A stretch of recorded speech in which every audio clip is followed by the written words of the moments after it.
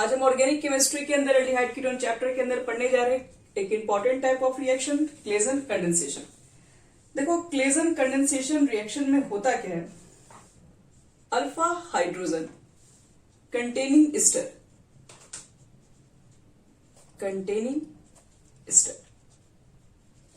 मतलब एक एस्टर होगा जिसमें अल्फा हाइड्रोजन भी होगा और आप क्या करेंगे, उसको स्ट्रॉन्ग बेस के साथ रिएक्शन कराओगे। स्ट्रॉन्ग बेस के साथ वो रिएक्शन करेगा और रिएक्शन के बाद बनाएगा प्रोडक्ट। अब प्रोडक्ट क्या आपके पास होगा, जिसको हम बोलेंगे बीटा कीटो एस्टर और this reaction is known as Claisen condensation reaction. इस रिएक्शन को हम जानते हैं क्लेजन कंडेंसेशन रिएक्शन के नाम से। तो पहले देखो कि प्रोडक्ट कैसे बनता है, इसके अंदर ये भी सीखेंगे और कैसे कैसे हम उसको कंप्लीट करेंगे। तो देखो, इसमें सबसे पहले याद रखना है कि अल्फा हाइड्रोजन कंटेनिंग एस्टर की एग्जांपल ले रहे हैं। जैसे यहां देखो, ये हमारा एस्टर है और हम यहां पे ले रहे हैं C2H5। देखो, ये एस्टर है, एस्टर ग्रुप आपके पास ये, इससे सटे हुए कार्बन के साथ ये कार्बन है और इसके कार्बन के साथ अटैच हाइड्रोजन है। तो बोल सकते हैं कि इसके पास अल्फा हाइड्रोजन एटम है, इस एस्टर के पास अल्फा हाइड्रोजन है, क्योंकि ये ग्रुप में क्या है, एस्टर ग्रुप है और ये कार्बन जिस कार्बन से अटैच होगा उसको अल्फा कार्बन बोलेंगे। तो यहाँ पर अल्फा हाइड्रोजन है, ठीक है, नो डाउट। तो अल्फा हाइड्रोजन कंटेनिंग एस्टर को आप रिएक्शन करा रहे हैं विथ स्ट्रॉन्ग बेस। आपका जो स्ट्रॉन्ग बेस है यहां पर होगा CH3 CH2 ONA। तो ये हमारा एक स्ट्रॉन्ग बेस है जिसका नाम है सोडियम एथॉक्साइड। ये स्ट्रॉन्ग बेस से रिएक्शन करेगा और रिएक्शन करके क्या बनाएगा, नाम भी लिखा हुआ है, बीटा कीटो एस्टर बनाएगा। बीटा कीटो एस्टर का देखो मतलब क्या है, CH3 C double bond O CH2 C double bond O C2H5। ये है आपके पास है।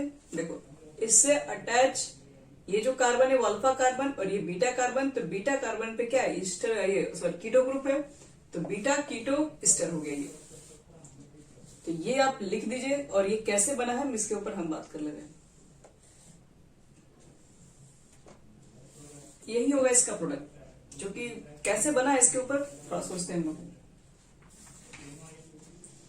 आओ चलो रिएक्शन करवा रहे हैं, ध्यान से सब लोग देख रहे हैं इस रिएक्शन को कैसे प्रोसीड करवाते हैं हम लोग। तो सबसे पहले हम इसके मैकेनिज्म को ही आपको देकर एक्सप्लेन कर दे रहे हैं, बस आपको मैकेनिज्म समझ में आ जाएगा इसका, तो आप रिएक्शन खुद ही कर लेंगे इसमें। देखो बच्चों, सबसे पहला स्टेप आपके पास क्या है, लेके आइए एस्टर।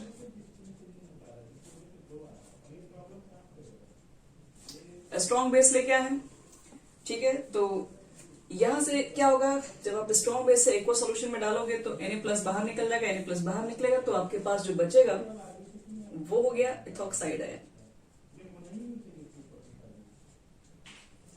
और ये इथॉक्साइड आयन क्या करेगा, अल्फा हाइड्रोजन के H को अपने तरफ बुला लेगा। तो हाइड्रोजन भी दौड़ते हुए चला जाएगा इसके पास कि चलो इलेक्ट्रॉन रखा है इतना सारा, इसी के साथ हम लोग बॉन्ड बनाएंगे, खुश रहेंगे, ज्यादा इलेक्ट्रॉन है उसके पास, ये कार्बन के पास कहाँ ज्यादा है, तो ये चला जाएगा इसके साथ। इसके साथ जैसे ही चला जाएगा तो ये तो अपना अल्कोहल फॉर्म करके निकल गया साइड में। अब यहां से ये H बिना कुछ लेने गया, मतलब यहाँ पर 2 इलेक्ट्रॉन ऑलरेडी था तो इसको तो जरूरत भी नहीं था कोई इलेक्ट्रॉन लेने की, 2 इलेक्ट्रॉन इसी में छोड़ के गया है। अब 2 इलेक्ट्रॉन आ गया तो इस कार्बन के ऊपर नेगेटिव चार्ज जनरेट हो जाएगा आपके पास, तो CH2 के ऊपर एक माइनस हो जाएगा, C double bond O C2H5। ये हमारा बन गया पहला इंटरमीडिएट प्रोडक्ट्स। अब देखो, इसके ऊपर है नेगेटिव चार्ज, तो ये क्या करेगा, फिर अपने ही मॉलिक्यूल से साथ रिएक्ट करने की कोशिश करेगा। तो देखो यहां फिर लेके आते हैं, CH2 के ऊपर आपके पास एक माइनस चार्ज है, C double bond O C2H5 और ये किससे रिएक्ट करेगा, ये इसी से रिएक्ट कर जाएगा, यानी कि CH3 C double bond O और C2H5। और कहां पर जाके ये अटैक करेगा वो सोचने वाली बात है। तो ये वहां पे जाके अटैक करेगा जहां पर कार्बोनाइल ग्रुप होंगे, क्योंकि कार्बोनाइल ग्रुप के अगल बगल जो ऑक्सीजन होते हैं वो ज्यादा इसको इलेक्ट्रोपॉजिटिव कर देते हैं, उसके बगल में भी ऑक्सीजन है तो इसको और इलेक्ट्रोपॉजिटिव और इसको इलेक्ट्रॉन डिफिशियंसी होगी। तो ये क्या करेगा, 2 इलेक्ट्रॉन को इसके साथ देके बॉन्ड बनाने की कोशिश करेगा। चलो इसके साथ रख के बॉन्ड बनाते हैं, देखो क्या होता है। तो मिटाना पड़ेगा कुछ ऊपर से। देखो बच्चों, जब हम इसको यहाँ पे अटैच करेंगे तो इतना लंबा नीचे लिखने से अच्छा है कि हम इसको क्या करेंगे, इसके बगल में लिखेंगे। ठीक है, इसको हम यहाँ पे लिख दे रहे हैं। और देखो यहाँ ध्यान से पहले इसको आप यहाँ पर लिखोगे, उसके बाद ये जो ऑक्सीजन है एक और बॉन्ड लगेगा, तो एक बॉन्ड तो इसका टूटेगा भी। तो ये भी देखो बॉन्ड उनको फाइनली अगर हम लोग तोड़ दें तो उसके बाद क्या फॉर्म होगा उसको देखते हैं। तो यहाँ देखिए सी है, ये वाला हम लिख रहे हैं डायरेक्टली। सिंगल बॉन्ड O के ऊपर माइनस चार्ज हो जाएगा, क्योंकि एक बॉन्ड लगेगा तो इसको तो अपना इलेक्ट्रॉन मतलब यहाँ पर जो भी है बॉन्ड उसको तोड़ना होगा। एक हो गया आपके पास OC2H5, एक तो बॉन्ड इसके पास ये रहेगा।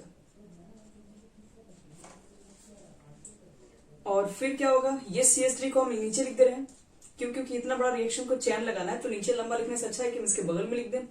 तो ये CH3 को आप इसके नीचे लिख दो, और इसके साथ अब इसको एडजस्ट करो पूरे लाइन से, यानी कि CH2 यहां पर लग जाएगा इसके साथ बगल में, फिर C डबल बॉन्ड O, फिर O, फिर C2H5। तो ये हमारा बना प्रोडक्ट। अभी देखो कंप्लीट हुआ नहीं है। अब यहां पर ये क्या करेगा, ऑक्सीजन के ऊपर निगेटिव चार्ज है, निगेटिव चार्ज ज्यादा देर तक होल्ड करता नहीं है, तो ये अपना इलेक्ट्रॉन तो आज नहीं तो कल रखने की ही कोशिश करेगा। और जैसे ही आप इलेक्ट्रॉन अपना लोन पेयर में आप पुट कर देगा तो ये बॉन्ड यहां से ब्रेक हो जाता है। तो बॉन्ड जब ब्रेक हो गया तो फाइनल देखो क्या बना, यहां बना रहे हैं C2H5 O, C double bond O, CH2, C आपके पास है, पर आपके पास क्या ऑक्सीजन के ऊपर निगेटिव चार्ज है, तो ये तो अपना डबल बॉन्ड रख चुका है, ये इलेक्ट्रॉन रख के डबल बॉन्ड बना दिया है। और इस CH3 को आप यहां लिखिए और ये बाहर निकाल दीजिए, C2H5O के ऊपर निगेटिव चार्ज। और आप देखिए भी स्टार्टिंग भी तो इसी ने किया था ना, पहले यही तो स्टार्ट किया था रिएक्शन को, और फाइनली आपको इस रिएक्शन के अंदर वो चीजें वापस भी मिल गई। मतलब ये पूरी तरीके से कैटलिस्ट के फॉर्म में काम करता है, बस रिएक्शन को स्टार्ट करने के लिए इसका हम लोग यूज करते हैं। तो इस पे देखो तो इसका क्या है, ये ईस्टर है, ये ग्रुप दिख ही रहा है, और ये इसको अल्फा बोलते हैं और इसको बीटा बोलते हैं, तो ये बीटा कीटो ईस्टर है। और ये हमारा पूरा है क्लेजन कंडेंसेशन रिएक्शन, जिसमें एक alpha hydrogen containing Easter compound होता है, स्ट्रॉन्ग बेस के प्रेजेंस में इस रिएक्शंस को कराते हैं, बीटा कीटो ईस्टर में कन्वर्ट होता है, and this process is called Claisen condensation reaction.